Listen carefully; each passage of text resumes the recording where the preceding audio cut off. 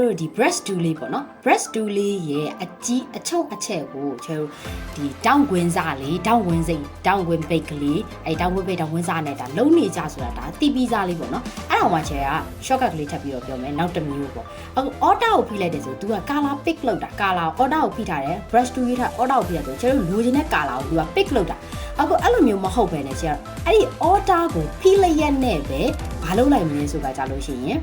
right click နဲ့ drag လုပ်လိုက်ပဲ right click နဲ့ drag လုပ်တာเนาะအဲ့တော့ horizontal အတိုင်း drag လုပ်သွားရင်သူ့ရဲ့ site တွေကြီးတယ်အခုဒီမှာ182ဆိုတဲ့ site တိုင်း right click နဲ့ကြည့်လိုက်ရင်182ဆိုပြီးဖြစ်နေတယ်ဟုတ်ပြီအဲ့တော့ horizontal အတိုင်းလုပ်သွားမယ်ဆိုသူဒီ site ကြီးတာ what about vertical အတိုင်းလုပ်သွားတယ်ဆိုလို့ရှိရင် तू က blur ဖြစ်သွားတာပေါ့เนาะ harness ကိုပြောင်းတာ